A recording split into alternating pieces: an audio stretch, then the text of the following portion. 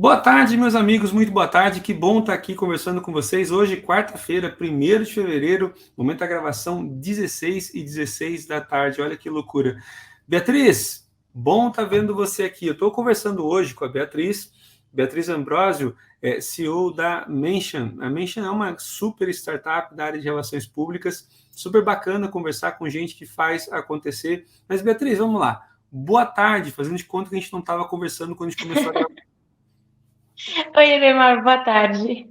Não, muito bom, muito bom. Bom estar conversando com você. Mas, Beatriz, vem cá, me explica uma coisa. Você estava dizendo para mim, bom, a Exímia é cliente da Mention, nós fazemos negócios juntos, mas você estava apresentando a Mention para mim, eu acho super interessante. Você apresenta a Mention como sendo uma plataforma SaaS para relações públicas. Você está falando sobre uma startup digital para relações públicas.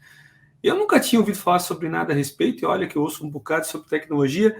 Conta para mim, Beatriz, o que é isso? Edemar, ótima pergunta. Vou te dar um contexto do que a gente tem no mercado da América Latina hoje em relação a relações públicas e assessoria de imprensa. Bom, a primeira coisa é que uma empresa, ela, quando sente falta de ter mais visibilidade, de conversar, às vezes vende para grandes marcas, precisa chegar mais fácil nesse pessoal, ou é uma startup que precisa de investimento, ou chamar a atenção dos investidores, ela hoje só tem um caminho de fazer isso. Ela bate na porta de uma agência e fala assim: Oi, gente, estou aqui, quero consumir relações públicas, quero ter acesso a estratégias de relações públicas. E isso é uma coisa hoje que é feita de maneira offline e artesanal. Então, é uma pessoa dentro da agência que senta e atende essa empresa, esse profissional, enfim.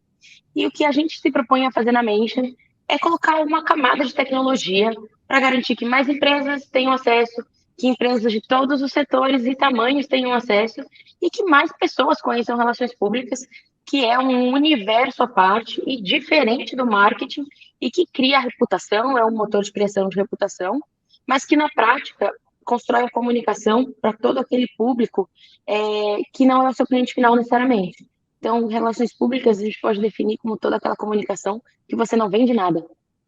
Pois é, que coisa, tá. Mas olha só, eu sei, né? Eu fico falando, eu tenho como máximo na Exímia de que empresas, né? Toda empresa, toda atividade relevante que você faz hoje acontece de forma direta ou indireta com suporte, através de suporte de tecnologia. Você precisa de tecnologia para suportar qualquer atividade em qualquer empresa hoje, tá? Eu também digo que, cara, tecnologia ou acelera os resultados das organizações, simplificando, potencializando, agilizando, enfim, ou então serve como restrição, tá? Nós temos tecnologia muitas vezes dificultando, complicando, né? Muitas vezes até tornando o processo inviável. Nós vimos as empresas se debaterem com problemas de tecnologia a ponto de indicar que não é quase mais responsável você falar sobre negócios, né, sobre gestão de maneira geral, sobretudo sobre tecnologia, sem falar, desculpa, sobretudo sobre estratégia, sem falar enfaticamente sobre tecnologia. Essa é uma associação que a gente faz com muita frequência. Mas eu te confesso que, com relação a relações públicas, né, tipo, do que a gente tem acesso, o que vem à cabeça, pelo menos do leigo? Eu sou um leigo no tema e você pode me corrigir. Geralmente você pensa em pessoas tremendamente bem relacionadas, que têm acesso aos principais meios, que conhecem os principais articuladores, para poder exatamente trazer as marcas, as mensagens para o grande público, combinar, né, público, sociedade, né, sociedade, imprensa e empresas para formar aí mensagem, né? Agora, como que tudo isso está acontecendo de maneira digital e, principalmente, como que isso levou à criação de uma startup digital para tratar de uma operação que parece ser tão analógica? Como que isso está acontecendo? Olha, você traduziu hoje o grande desafio da mente, que é como levar essa conversa que ela foi sempre tão offline, tão centrada em uma pessoa, em uma figura, não profissional, para o universo online, para fazer com que mais empresas tenham acesso e para fazer com que essas estratégias elas sejam mais relevantes que essas estratégias e que essas conversas elas cheguem em mais empresas e mais pessoas tenham acesso. Então, comparando com mercados aí que já passaram pelo seu processo de disrupção e que já usam tecnologia, tanto o grande público quanto as empresas do setor, relações públicas ainda é uma área que é muito feita da maneira que você falou, muito analógica, com uma pessoa que é bem relacionada, mas não dá mais hoje para a gente falar de relacionamento, não dá hoje para a gente falar de conversa, e mesmo que seja no âmbito estratégico, se a gente falar de relações públicas, sem a gente falar de tecnologia. Então, não existe mais aquela conversa do bastidor, aquela conversa presencial, ou de fato aquele café. A gente está falando de coisas que precisam evoluir, assim como as relações. E é nesse contexto que surge a necessidade de colocar tecnologia em uma área ainda que é feita de maneira muito artesanal. Tá bom, tá bom.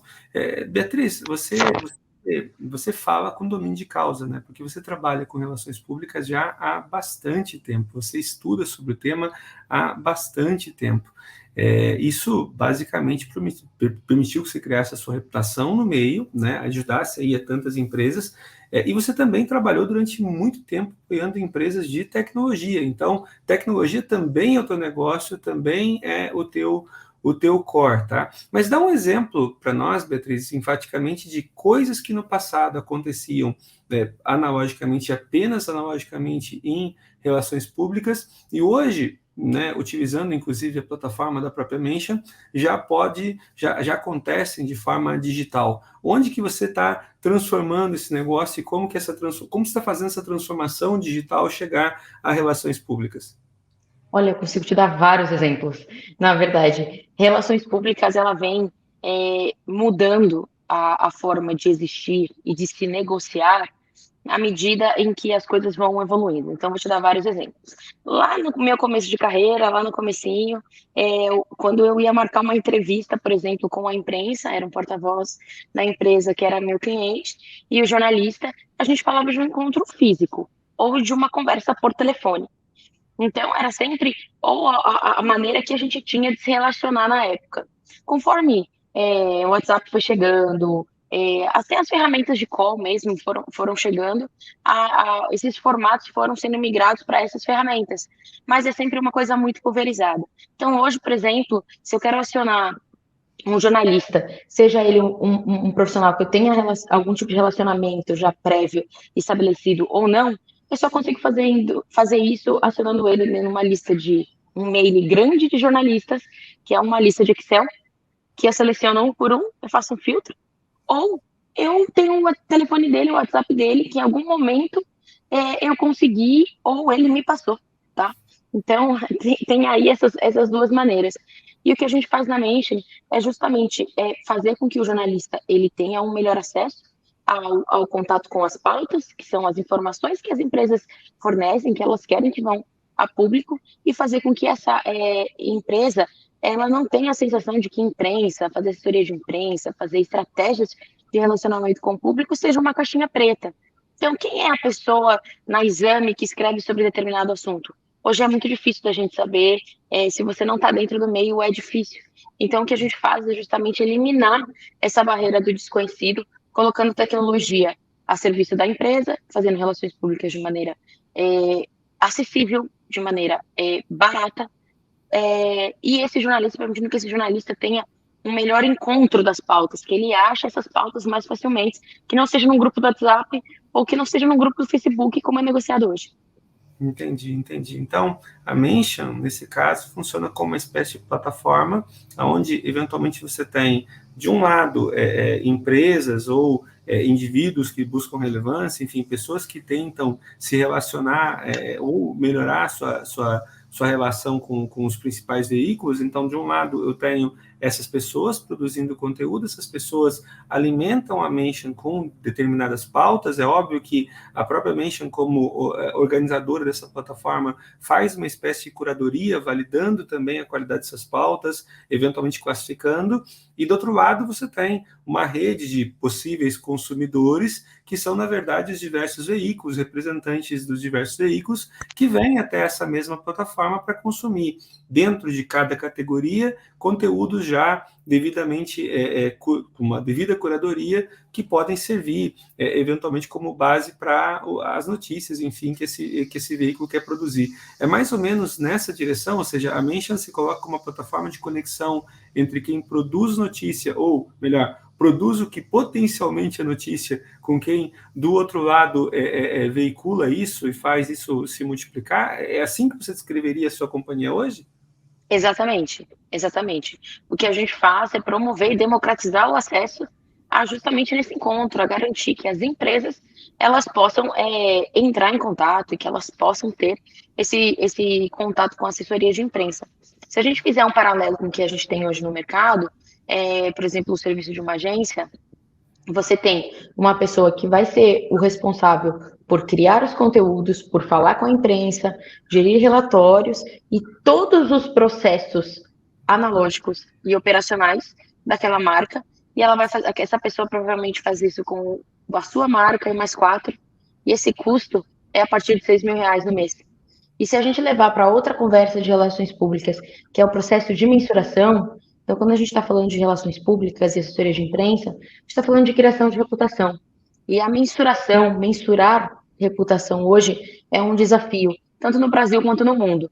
E aí aquela empresa fica pagando R$ 6.000 por mês para ter uma pessoa que gere todo esse fluxo e que não necessariamente dá resultado lá no final, porque se essa pessoa ela não tem um conhecimento prévio sobre aquele setor que ela está atuando, ou relacionamento com o público de interesse, com o jornalista desse setor, o número de notícias ou de resultados lá no final é completamente reduzido e essa empresa se frustra e fala: relações públicas não é para mim. Quando, na verdade, relações públicas é para todo mundo. O que é preciso é ter cada vez mais estratégias e pensar que você está construindo reputação, você não está querendo sair no veículo A, no veículo B. Não, perfeito, maravilha. Então, nesse momento eu começo a entender também que a Mention utiliza tecnologia para conseguir monitorar, observar constantemente o mercado e perceber também, sabe aqueles recortes? Como eu comecei há muito tempo atrás, tinha um livrinho de recorte, um livrinho os cortes que diziam, né, dos espaços onde você conseguia eventualmente aparição nas redes, onde você aparecia nos veículos, né? Então, poxa, você tinha lá o mídia, então resolveram cortar a O grama clipping.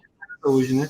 Mas tem um clipe que vai produzir enfaticamente essa visão. Esse clipe também é produzido digitalmente hoje através de uma solução como a da Mention. Isso é mais ou menos o que eu entendi. Então, você traz, de um lado, você tem quem produz a pauta, do outro lado, a própria Mention também coleta do mercado esses clipes para poder, eventualmente, dar uma ideia de impacto de posicionamento.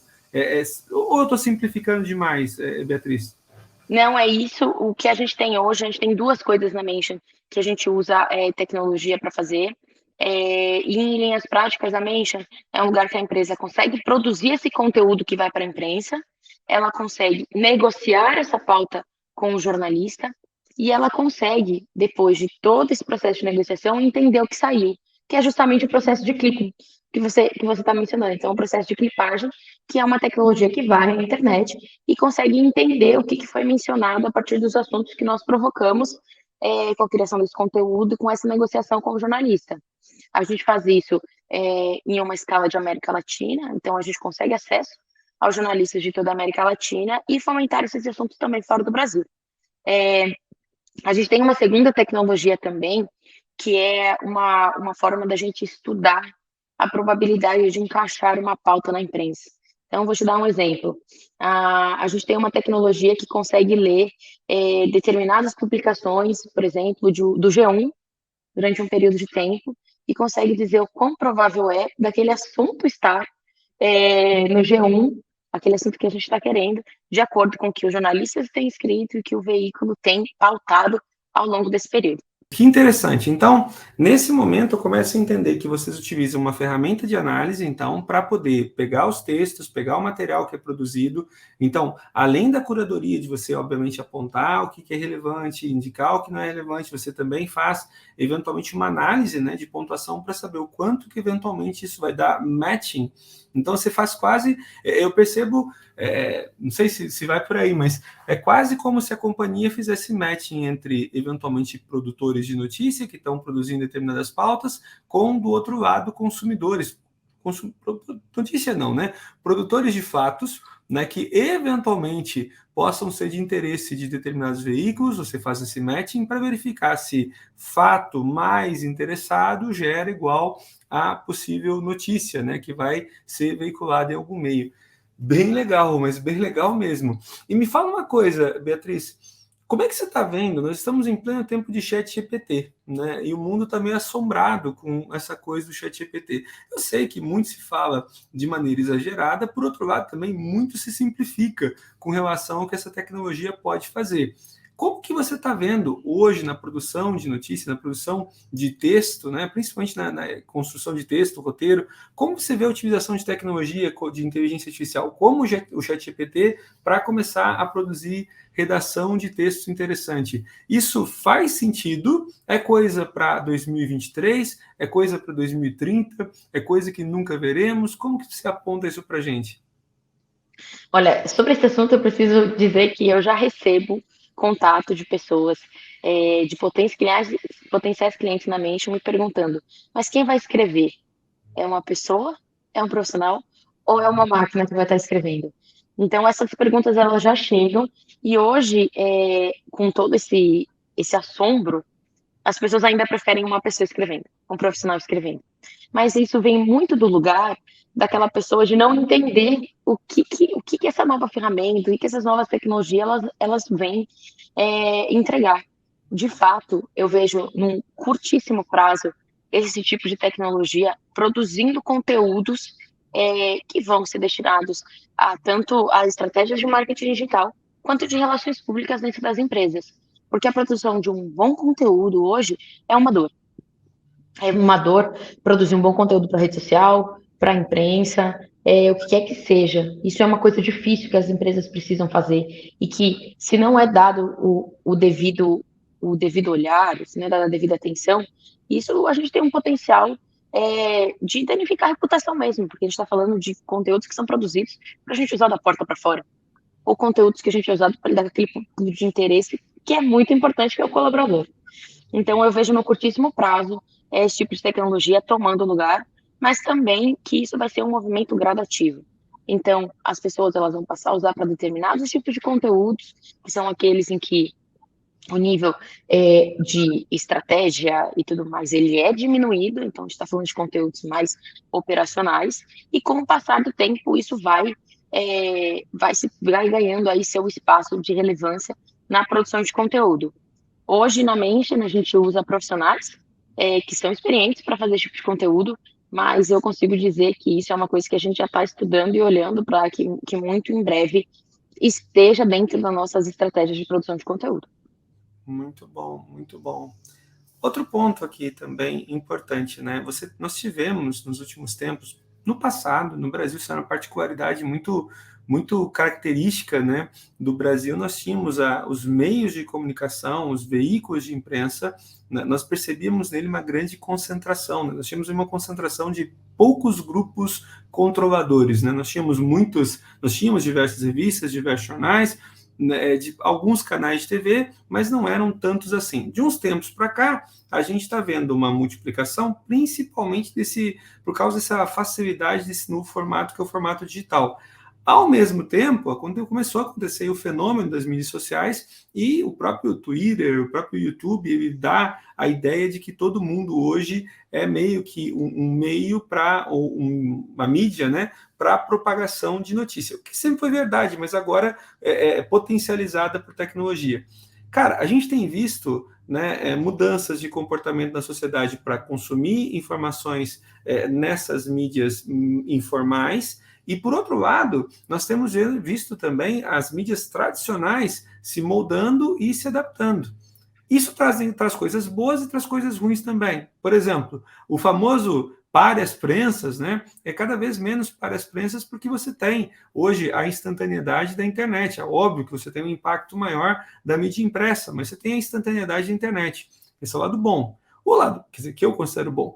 Tem também o lado ruim, né? Por exemplo, quem produz notícia de forma amadora, muitas vezes faz uso de clickbaits, né? Tipo aquelas chamadas, por exemplo, para vídeos de YouTube que tentam te chamar a atenção para algo que vai ser dito e que nem é tão relevante assim quando você vê o conteúdo. As mídias tradicionais, os veículos tradicionais, as empresas tradicionais da mídia também parecem de vez ou outra recorrerem a esse recurso aqui também. Cara, como que você que trabalha com RP, né, que trabalha com RP nessa nova proposta que é digital, vê o surgimento, a emergência, né, e principalmente o impacto das mídias sociais, né, nesse novo momento da comunicação? As mídias sociais, elas surgem como um alívio e como uma preocupação. Não tem como falar que é mais um, é mais outro, porque ao mesmo tempo que essa informação ela passa a ser melhor distribuída e que chega aí com mais facilidade para as pessoas, ela também ela chega às vezes ou de maneira é, meio delapidada, então as pessoas não sabem, elas só olham um lado da história, ou elas chegam como uma completa mentira, que é o fenômeno da fake news. Então todo esse processo, ele é um desafio para as pessoas desenvolverem aquilo que eu super indico, que é o famoso senso crítico, que é aquilo que nem a imprensa tradicional, nem a rede social vai dar para nenhum indivíduo. As informações elas são postas, elas são comentadas. Se por um veículo tradicional tem aí o viés jornalístico da construção, que é muito importante e que eu sigo reforçando que é fundamental para o consumo de notícia, e tanto nas redes sociais, em que os assuntos eles são debatidos e que não passa pela construção de uma notícia em si. Então, sempre tem esse senso crítico. A informação que a gente recebe, a gente tem que olhar ela não só pensando se ela é verdade ou não, o que é o ponto-chave e principal da história, mas também se aquilo é uma coisa que eu preciso refletir sobre para ter a minha opinião. Nós temos muito a ideia de que a imprensa ela dá a notícia para a gente e aquilo tem que vir pronto, tem que vir posto. Não, ela te dá os fatos, ela te dá a informação e a partir daquilo você desenvolve o seu senso crítico para você ter a sua opinião e para você discutir de maneira mais rica. Então, ouça um lado, ouça outro, converse e debata, sempre levando em consideração que o senso crítico é a responsabilidade nossa de ter. E a notícia, ela a notícia que não necessariamente é uma informação, essas duas coisas são diferentes, elas não estão ali para te dar algo pronto e posto. E tem outro fenômeno que é uma coisa importante da gente dizer nesse sentido, que é o amadurecimento da imprensa. A gente no Brasil vem de uma imprensa muito recente, democraticamente falando. Então, antes a gente tinha uma imprensa, aí, principalmente no período de ditadura no Brasil, em que ela não podia emitir opinião. Era uma imprensa que deveria ser neutra, caso contrário, ela seria cerceada. Então, a gente vem de uma geração, ou se vem de uma expectativa de que a imprensa ela tem que ser neutra, de que a imprensa ela não pode ter opinião. E aí você percebe, até com outros países, exemplos de outros países, em que o processo de emitir opinião na imprensa é algo que faz parte do amadurecimento dessa imprensa, justamente para ter uma discussão de senso crítico e uma facilidade nessa criação, e também porque a gente tem que partir do pressuposto que a imprensa é feita por seres humanos. Ainda é feita por seres humanos, pelo menos, e que os seres humanos têm opinião. E por mais que tenha aquele viés jornalístico ou aquele olhar jornalístico de ouvir os dois lados e contrapor fatos, ainda assim é algo escrito e construído por um ser humano. Não, perfeito. Eu acho que é importante deixar isso claro, o fato de que, invariavelmente, você tem uma escolha de palavras, né? Então, se você pegar, por exemplo, por mais que o jornalista ou o veículo tenha uma linha editorial que se posicione de maneira mais neutra, o primeiro ponto por mais que exista uma orientação editorial para que você tenha um posicionamento mais neutro para tentar comunicar a notícia, comunicar o fato e não necessariamente um julgamento desse fato, cara, a escolha das palavras que você faz indica de muitas formas a forma como você percebe aquilo que você está comunicando. Então, é quase impossível num trabalho de comunicação que você acabe omitindo um pouco daquilo que você percebe, da forma como você percebe, porque afinal das contas, você está tendo que descrever, e para descrever você tem que descrever exatamente aquilo que você percebe, né? Existe ali, óbvio, um compromisso com a verdade, né, de não contar os fatos de uma maneira distorcida, mas enfaticamente você vai acabar dando ênfase para aqueles aspectos da verdade que você consegue perceber e menos ênfase para aqueles aspectos da verdade que eventualmente você considera, por formação, por construção, enfim, menos relevantes. É claro, né, Beatriz, que existe eventualmente um interesse aqui, um interesse lá, nem todo mundo é 100% idôneo, essa é outra característica do ser humano, né? Mas de uma maneira geral, esse ponto que se destaca, ele é bacana, porque você transfere de volta para quem está consumindo a notícia a responsabilidade de receber aquela opinião, receber aquele fato, acompanhado sim com alguma avaliação, entendendo que tendo essa consciência de que eventualmente você tem uma descrição de uma perspectiva e que essa perspectiva eventualmente vai ser enviesada para alguma direção. Isso é natural. Agora, o que acontece, né, quando você tem um chat GPT da vida daqui a pouco escrevendo esse texto? Né, porque é claro que a inteligência artificial também vai fazer a sua escolha de palavras, né? Será que ele vai trazer para a gente uma retomada de neutralidade? Ou vai acontecer mais ou menos o que acontece dentro das mídias sociais, ou seja, o chat GPT vai começar a produzir textos sobre determinados temas da forma como esse tipo de texto sempre é produzido, gerando bolha também na produção do texto artificial. Como que você percebe isso? Você chegou a parar para conjecturar sobre isso ou não? Sim, e minha primeira resposta é que talvez o tempo diga isso pra gente, mas o que eu tenho para dizer é que nenhum algoritmo, nenhuma tecnologia que a gente usa hoje em termos de sociedade, então que estamos todos ali de maneira massiva envolvidos, seja uma rede social, seja qualquer tipo de informação, ele nos tira da bolha. Ao contrário, ele só nos coloca mais na bolha. Então, quando você está consumindo algum conteúdo na sua rede social, você tem ali as pessoas que você mais interage, as pessoas que as opiniões são parecidas e que te não te ajuda a exercitar a ideia de ouvir opiniões diferentes. A mesma coisa quando a gente liga a TV, por exemplo, num canal de streaming, num Netflix, que vai te mostrar conteúdos que são similares ao que você já assistiu, que são parecidos. Então, você passa cada vez menos a entrar em contato com o que é diferente ou algo que sai daquilo que são as suas crenças. Eu acredito muito que o chat GPT e essas ferramentas elas vão seguir essas mesmas linhas até no curto prazo ou até virar um grande problema. Aí sim a gente vai ter uma outra discussão que é como que a gente torna mais inclusivo essa criação de conteúdo para que as pessoas elas não fiquem cada vez mais cerceadas de opiniões diferentes, porque é esse o ponto. Hoje está tão difícil discutir opiniões diferentes porque a gente passa a não entrar mais em contato com elas. E a tecnologia é uma das grandes responsáveis por isso.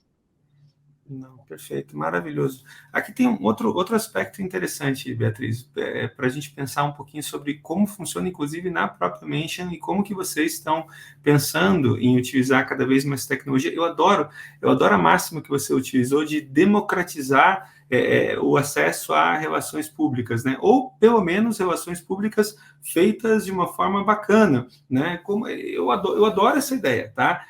Mas vamos lá, eu tenho um determinado fato, né, que eu descrevo, tentando produzir aqui um fato relevante, eu tenho um determinado fato que trata de dois aspectos. Eu tenho um aspecto tecnológico, né, e eu tenho um aspecto, por exemplo, de negócios. Do outro lado da plataforma, eu tenho, eventualmente, dois veículos, ou pelo menos dois potenciais repórteres, ou, enfim, agentes dessas mídias, né? Um deles com viés mais orientado a aspectos tecnológicos, querendo falar sobre evolução da tecnologia, impacto da tecnologia na sociedade, o outro mais impactado pelos aspectos econômicos. Como que a Mention hoje faz essa curadoria para poder eventualmente distribuir esse conteúdo para os dois? Vocês chegam hoje a trabalhar a produção de dois textos, um com uma inclinação, outro com outra, para poder relacionar bem isso na plataforma de vocês? É uma ótima pergunta, na verdade, porque os negócios, principalmente hoje em dia, eles estão muito próximos. O universo da tecnologia e de negócios, eles estão ali se tocando de uma maneira muito, muito maior do que se a gente olhar alguns anos atrás. Então, o que a gente faz é produzir um conteúdo que traga mensagens e palavras-chave relevantes para esses dois universos, já que eles estão tão próximos. Se a gente levar isso para um universo em que é mais distante essa conexão, ou não é tão fácil fazer esse encontro entre duas editorias, entre duas áreas distintas, a gente vai sim produzir dois conteúdos diferentes com os enfoques necessários. Então, se a gente tem uma tecnologia que chega só em um determinado público, ou se a gente chega no que a gente chama de nicho, que é um público muito específico que é afetado e que é uma imprensa específica que aborda esse assunto, aí sim a gente pensa na produção de dois conteúdos diferentes. Mas hoje está caminhando muito para que esses universos eles se encontrem. As coisas estão muito interligadas. Então, o que a gente faz é tentar usar um conteúdo, um material que funcione de maneira estratégica para as duas pontas. Até porque, penso eu, né, também cada canal, né, cada mídia vai acabar, ela não vai pegar o texto pronto e simplesmente veicular esse texto. Você tem um trabalho do próprio repórter que vai incluir aquele fato, provavelmente na construção ou de uma matéria ou de uma linha de notícia, e você vai ter trechos ou insights que vão ser produzidos a partir daquele ponto. Então, é muito mais sobre mapear interesses do que e criar conteúdo que seja acessível para todas as fontes do que necessariamente tratar de produzir texto pronto, né? Porque não é disso que a Mention fala. Pelo menos não é disso também que as empresas que levam RP a sério falam. Pelo menos no meu entendimento, né? Se você estiver errado, você me corrige. Não, é isso mesmo. E a gente também tem o fenômeno de olhar, por exemplo, para as editorias, para as redações dos veículos.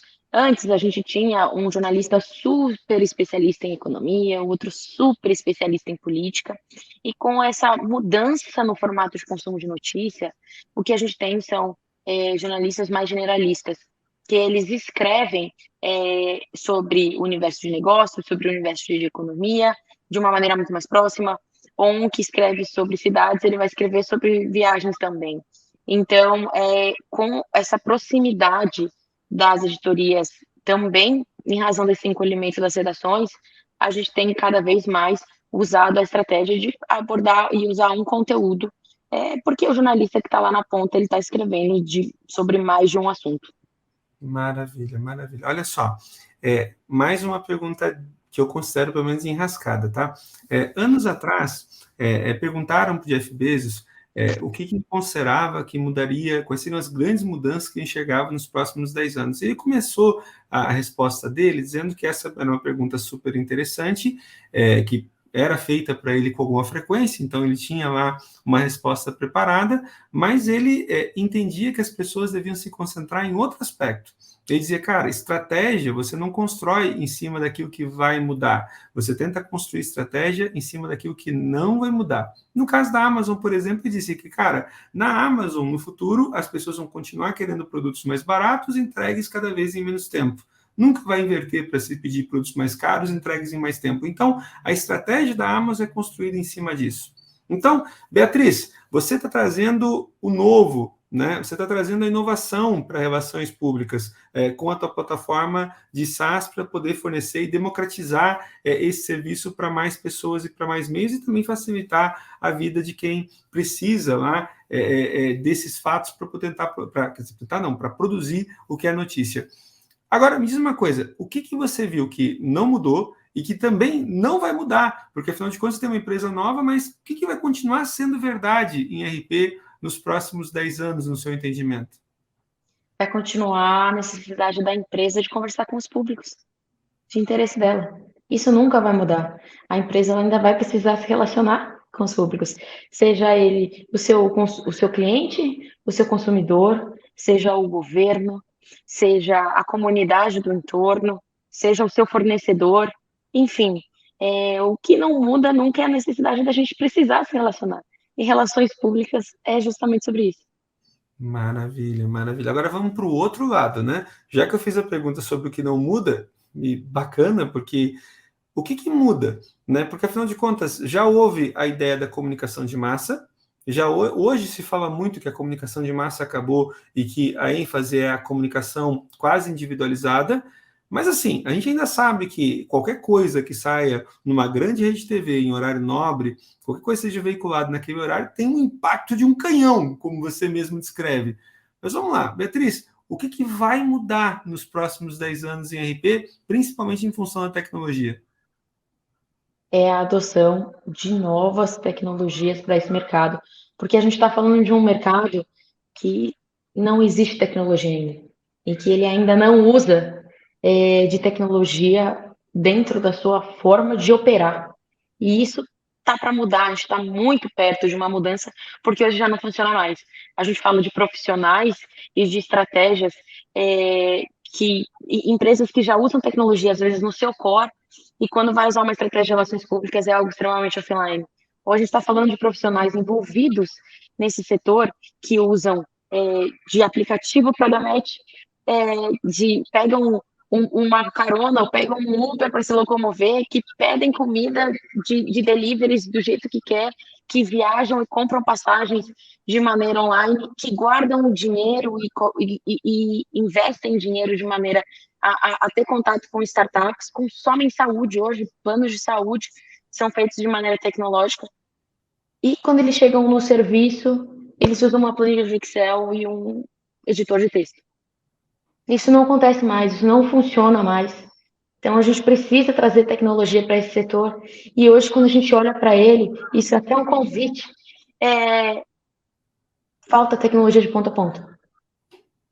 Da pequena operação à grande estratégia, não tem tecnologia. Então, os próximos 10 anos, eu acho que vai ser um se reinventar essa cadeia toda, esse setor inteiro, ele vai sofrer aí de profundas alterações. Muito bom, muito bom. Você falou para mim, você me ensinou recentemente, você, na verdade, não é um conceito seu, óbvio, né? Mas para eu que não sou da área, para mim, você foi quem me ensinou. Então, você me ensinou que notícia nasce da combinação de algo que alguém, de um fato que alguém produz, que eventualmente é de interesse de uma comunidade ou da sociedade e que eventualmente também é percebido como sendo de interesse pelos meios de comunicação. De muitas formas, os meios de comunicação são uma confirmação de uma reputação ou de um fato com relação a você, estão chancelando você. E isso tende a não perder a importância, seguramente, nem hoje, nem nunca. Né, principalmente frente a emergências sociais, a necessidade de verificação de fatos. Cara, tem tanta coisa mais que eu queria te perguntar, Beatriz, sobre exatamente verificação de fatos, como que vocês estão utilizando tecnologia para isso. Eu tenho certeza que vocês estão utilizando demais, o que deixa, no meu entendimento, um gostinho para um próximo papo, que a gente precisa e vai ter, tá? A gente vai ter outros aqui. Mas, enquanto o outro papo não chega, Beatriz, deixa eu te fazer uma pergunta indelicada, e antes de fazer a pergunta indelicada, quer dizer, depois de fazer a pergunta indelicada, eu faço um momento blogueirinho, te deixo pensando, e aí eu volto para a gente concluir. Beatriz, qual deveria ser a pergunta que eu deveria ter te feito e não fiz, e qual seria a resposta? Essa é a pergunta. Mas enquanto você pensa, vou te dar essa folga, tá? Porque eu te peguei de surpresa aqui também, vou para o meu momento blogueirinho enquanto você vai pensando aí, tá bom? Momento blogueirinho do Elemar. Olha só, essa conversa com a Beatriz é espetacular para mim, porque ela me dá a possibilidade de falar sobre tecnologia usada no mundo real, na indústria, por quem é especialista numa parte da indústria da comunicação aqui. A Beatriz trabalha com tecnologia, não é de ontem, é de muito tempo. Ela tem essa feição de novinha, ela é novinha, mas ela tem muita experiência ajudando as empresas, ajudando pessoas a construírem reputação do jeito certo através da mídia. Agora, olha só, se você gostou dessa conversa, como eu gostei, deixa aqui o indicativo de que você gostou. Se você concorda com o que a Beatriz disse, bota ali a tua nota. Se você entende que eu fiz uma grande omissão, deixando de perguntar alguma coisa relevante, eu não sou jornalista, tá, gente? Colabora também lá com essa pergunta. Esse é blogueirinho nível 1. Blogueirinho nível 2, gostou de verdade? Deixa a tua curtida, compartilha com as pessoas que você gosta. Isso ajuda o YouTube a distribuir essa informação para mais pessoas. E blogueirinho nível 3, cara. Se você não é inscrito no canal ainda, te inscreve. Se você não ativou as notificações, notifica. Isso nos ajuda sem sombra de dúvidas. Ufa! Voltamos para você agora, Beatriz. Nível 1, nível 2, nível 3. Que pergunta eu deveria ter te feito e não fiz, e qual seria a resposta?